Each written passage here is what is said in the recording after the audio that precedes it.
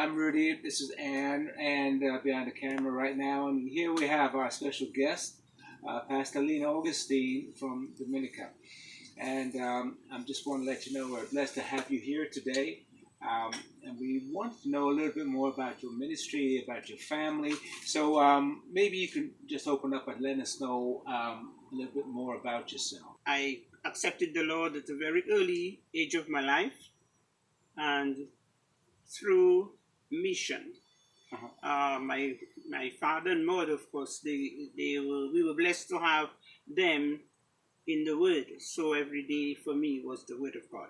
But the missionaries came to my school, and they helped to sow the seed, to water that seed, and to see to it that it bear fruit. Clearly, when I would go as a little child to listen to the Word, and later on they would take us to the mission center and taught us further in the Word. So that's how I got my first foundation was laid for mission. All right. Yes. I also understand that you have family here in Canada, but you also, in your early part of your life, you studied here and before you went to Dominica. Am I correct? Yes. Later, from my village, I went down to work. I went down to the town, the main town, which is called Roseau. Mm-hmm. And there, of course, we were blessed to have Esther and Dennis White, which missionaries. They worked in the Caribbean and did a great work there. As started the work in Dominica, the Pentecostal work in Dominica. I lived with them and they mentored me. I got married there, and later they left us and they went to Trinidad, headed the Bible College there, and in Nairobi, Kenya, where they spent many, many years. So they're now in Mississauga. My late husband and I started the work at a very early age in my village. And then from there, the Lord called us to come to Canada. So he came first, and I came next, a year later in 73. And we went to school and also Bible college, and learned and got further training. Returned back to the mission in Dominica, where we went to another village and started the mission there. And after setting up, when it was supposed to be at its best, the Lord called him home. So in 1989, he went home to be with the Lord. Prior to the hurricane, we did much more in terms of going to the other schools. But everybody knows what we suffered from Hurricane Maria, Right. which did a role in the island. Maria was nothing soft. Yes. It's recorded as one of the worst hurricanes ever recorded. But because the damage that was done was island-wide, then it was difficult for one group to come to the rescue of another group. I understood over 90% of the buildings were affected. And that include the foster home that I have my own house as a foster house. Yes. And the mission center is a community center. Right. So, as you mentioned, foster home. Yes. What proportion of that is it? All children or is it adults? No, or? it's even before the hurricane. We have the elderly. We have one of the seniors in her 80s, and then also one of the youth, or like to say she's in the 40s, but we say I would say mentally challenged. Yes, okay. And then the school children, they come in for their lunches, and also we have a program to help them to prepare them for exams. Yeah. So that's very, very important. I think you mentioned also about your desire for to bring back the early children education, but also the infants ministry and childcare. Could you talk a little bit about that? The need, all my life I have found out that the best way to sow seeds of love and stability is at the early age.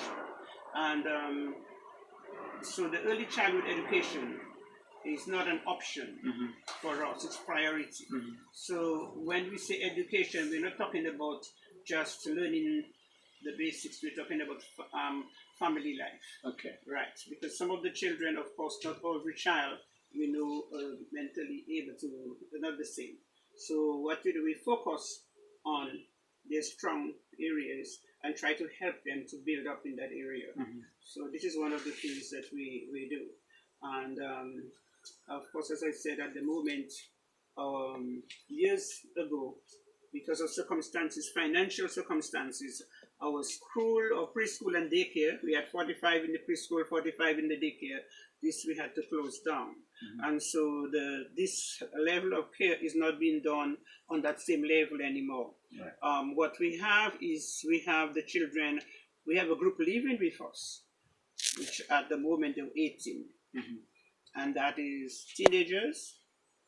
And the age group starts from a baby of 9 months, just this month will become 9 months, and into the 18 plus. Right. So it's a mixed group. With that that coverage, shall we say, that you feel led to by the Lord, do you have sufficient helpers to help you, to assist you? Before the hurricane, the number of persons that call and walk in daily for counseling, just it's very hard to get away from it because people come in from various walks of life for counsel and prayer. And so the workload in that area is more than enough.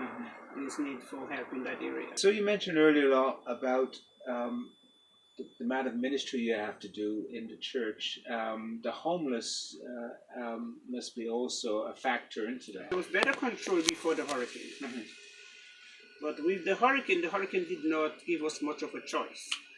Over 350 people came in. Before the hurricane, we had 150. Then the next day, from the village itself, another 89. These are people who survived. Right.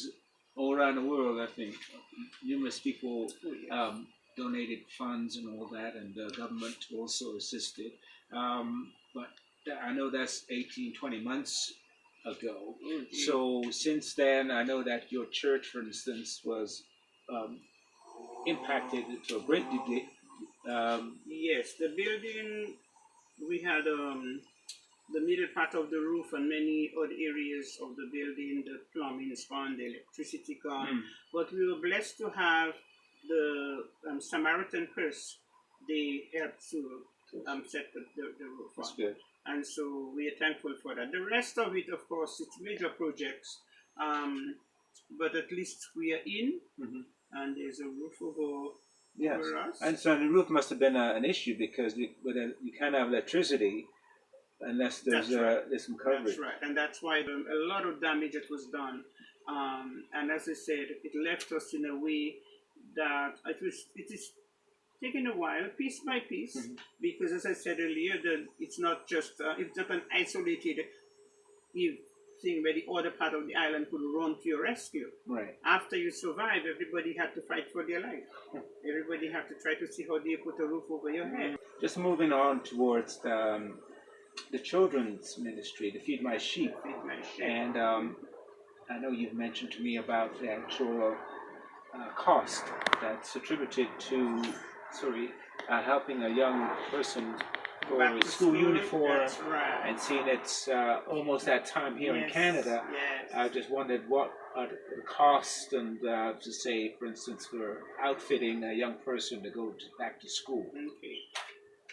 In Dominica, like many other parts of the Caribbean, children go to school in uniform. And every school have their own uniform. You can know which school they go to by the uniform. Right. So a lot of people, from the goodness of their heart, have sent me a lot of clothing. And unfortunately, the children cannot go to school in this clothes. It's not allowed. It's not part of our culture, and we're like firm in that. Yeah. So anyone who wants to help the way that it should be done and profitable is do it in a way where this child can go to school with the uniforms and have the school bags and feel fitted among the other things. So the average cost of, say, a shirt, pants, and shoes would come to approximately... The shoes, the school bag, the pants, You're talking about 150 Canadian because of the dollar. The Canadian dollar fluctuates. Right. So you say $300 would put a child, That's would give EC. EC, Yeah. would give a child, I think, a shoe, a bag, a school shirt, and Right. whatever the school, the uniform that the school requires. Right. And that's just one That's one side. one side. And the other side of it would be depending on where they're going to school, high school and college, they do need the kids that are living with me, the group of college, we give them $10 a day for their bus fee.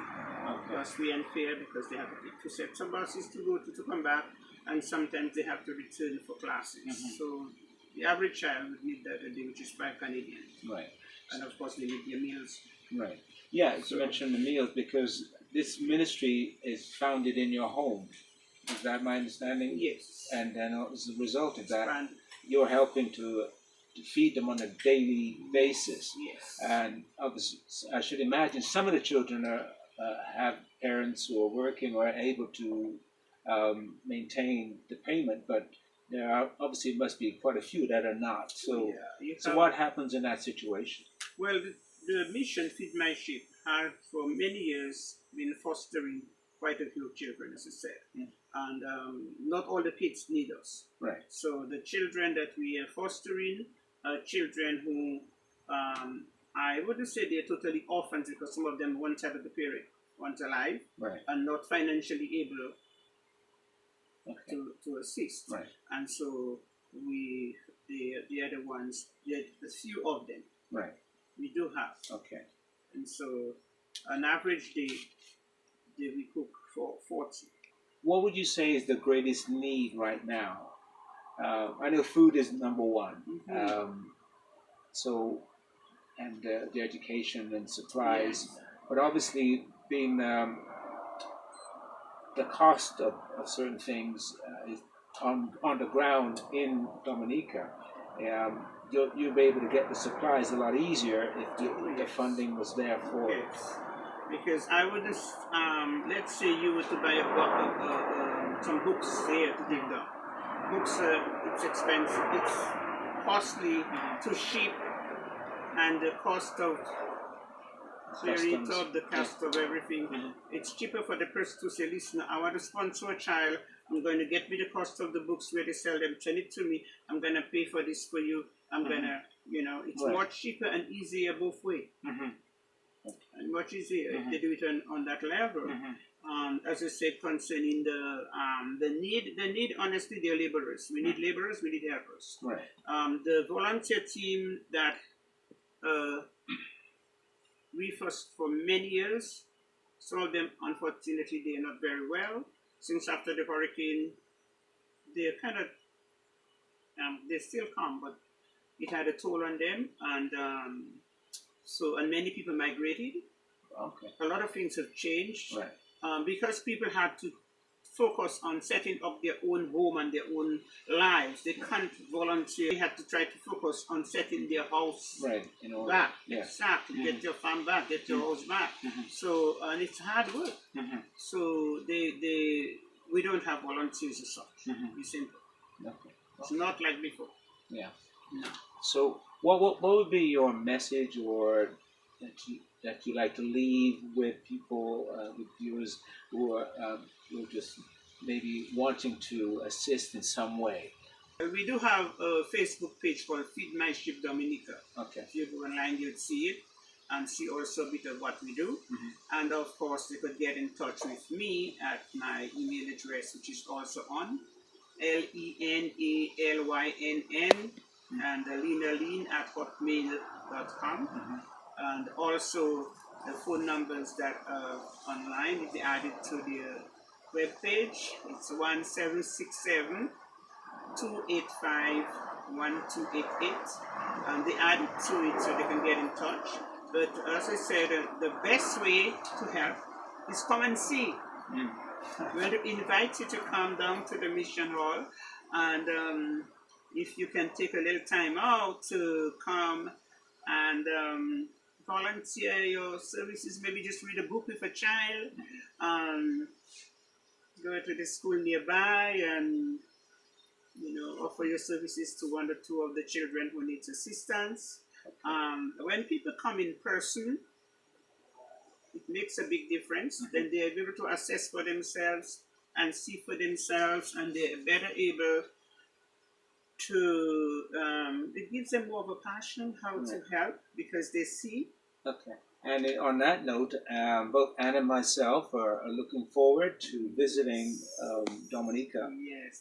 Anne is a native Dominican, Wonderful. but this will be my very first trip to Dominica. We're looking to come in late October and be there for at least a week, 8 days into November.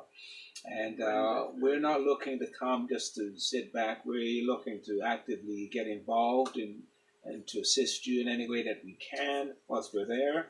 And we're looking also to sponsor, maybe not just one or two, but maybe a little bit more. Yes. And this will come from our ministry, which is Chosen to Serve, which we've started up in Jamaica, and now we're moving to Dominica, and we want to move it to other islands as well. And basically, it's for individuals who want to give back a little bit to maybe a country like Jamaica or Barbados, Trinidad. We're not trying to link it into one area, but we think there's a great need in the Caribbean, and all we're hoping to do with God's help is to assist people like you for a church, and also link it to a school or foster home to help those that are not able at this point to help themselves, and especially in Dominica, where there's been this great hurricane that devastated the island, and it takes a long time to build back up. Yes. So I really wanted to thank you for taking the time out on your visit here to Canada. I know you'll be returning in about 10 days. Yes. So we're grateful that you took the time out. Invest in something eternal. Yeah. Invest in the life. Yeah, invest in lives of Invest in lives of people. Bring comfort to someone and invest. That's the way I see it. Amen. Amen. That's we the come way into I see agreement. it, to come to agreement. And we thank God because we knew that's the way Jesus did it. He went amongst the people. Exactly. And he loved them, and he gave of himself. Yes. And that's what's called. That's what we're called to do. Yeah, see that you're investing in a life. And that, of course, changes your whole mentality of how you serve. There are lots of trials. Yeah. It's not an easy road, right. but there's a bright light. There's a bright light. There's a bright light.